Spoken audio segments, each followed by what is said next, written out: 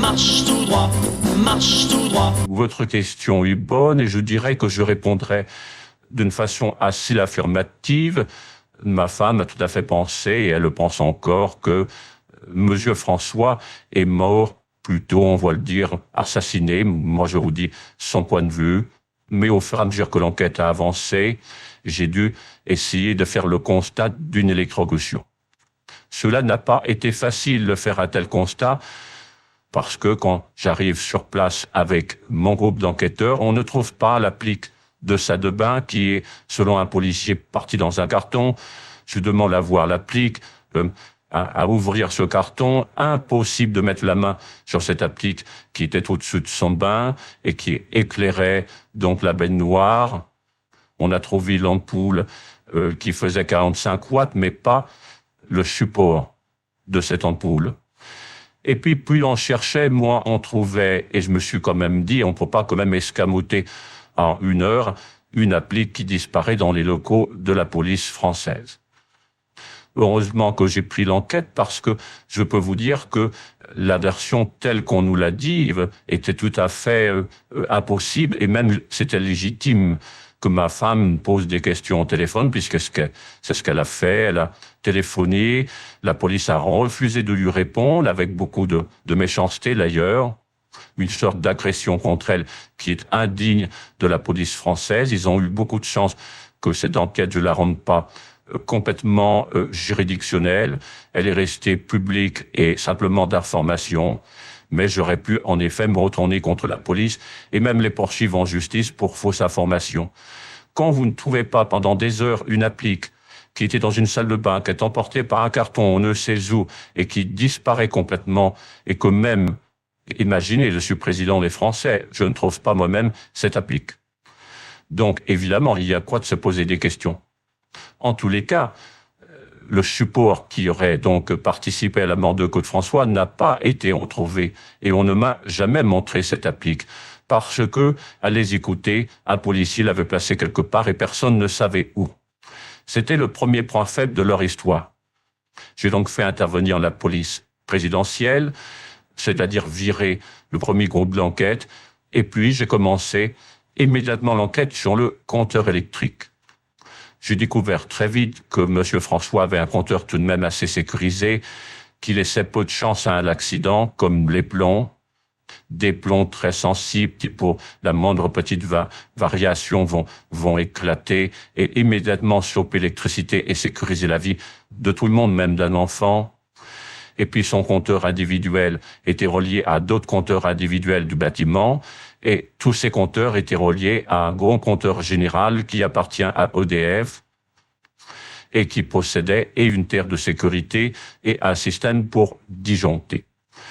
Et il est vrai que le compteur individuel possédait pas autant de sécurité, mais il en avait vraiment pas besoin, puisque il était, si vous voulez, un sous-compteur de relais, et ce sous-compteur de relais était relié à un vrai compteur d'EDF, qui sont ces nouveaux compteurs de sécurité que nous avons placés depuis une dizaine d'années, possédant la terre de sécurité, pour éviter que dans tout Paris il y ait des incendies liés au tonnerre, puisque nous sommes énormément frappés d'orage dans cette région, donc très très vulnérable, et d'ailleurs en Angleterre qui n'est pas loin, passe son temps sous la pluie. Je me suis donc rendu compte dans mon enquête que rien n'allait, on ne trouvait pas cette applique, le compteur donc n'était pas un compteur direct, mais un sous-compteur de relais qui était relié à un compteur direct où lui personne ne pouvait l'approcher puisqu'il était sous clé et sécurité d'EDF, et en ouvrant la clé et les sécurités avec un électricien, donc un professionnel.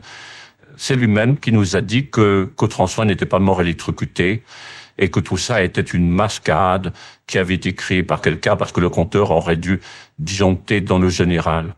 Et puis, il n'y avait pas de fort ampérage. Parce que la police nous dit il y a un fort ampérage, mais le seul ampérage qu'il y avait, c'était un ampérage de 30 ampères sur son four.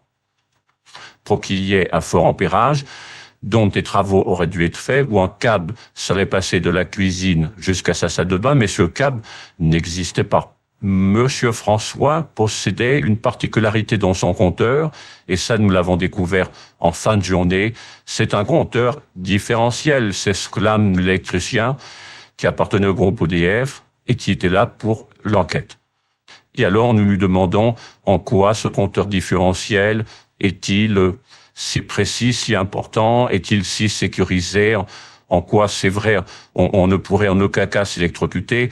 Nous posons toutes les questions et l'électricien qui a participé à l'enquête et qui a été fort aimable nous a dit, Monsieur le Président, un compteur différentiel possède 2 canaux pour les éclairages à 5 ampères qui redescendent facilement sur du 3 ampères seulement, 4 canaux en 15 ampères, un canot de 20 ampères et de 30 ampères. Le 30 ampères, c'est pour le four, 20 ampères, c'est pour dans la maison, ça peut être une perceuse électrique, ça peut être du 15 ampères. Le 15 ampères, c'est toutes sortes de choses, une télévision, un sèche-cheveux et encore tant d'autres choses. Et enfin, au-delà de ça, il y a l'éclairage. Nous avons déterminé que l'appartement de Monsieur François était éclairé uniquement sur un système de maximum 5 ampères. Le différentiel a ce pouvoir de régulariser l'ampérage à la consommation de votre disque selon sa vitesse, et donc n'utilise pas les 5 ampères réels, mais on est plutôt dans du 3 ampères. Donc, Monsieur François s'est électrocuté sur du 3 ampères. Et par rapport à son taux de carbonisation des doigts, il aurait dû rester au moins une demi-heure suspendu sur son applique pour qu'une carbonisation puisse se faire sentir sur un 3 ampères. L'électricien nous a dit, en toute bonne foi, que pour lui, qu'au François n'est pas mort électrocuté, que c'est quelqu'un qui a inventé cette histoire d'un autre lieu où l'ampérage était plus fort, et pourquoi pas, justement, son moulin où il vivait, qui disposait de tous les moyens d'ampérage nécessaires pour une forte électrocution. Mais il s'avère dans l'enquête qu'il n'y avait pas d'électricité cette nuit-là au moulin selon son entourage. Évidemment, nous n'avons pas vérifié complètement l'information puisque l'enquête sur sa mort était une enquête sur son appartement et pas sur son moulin.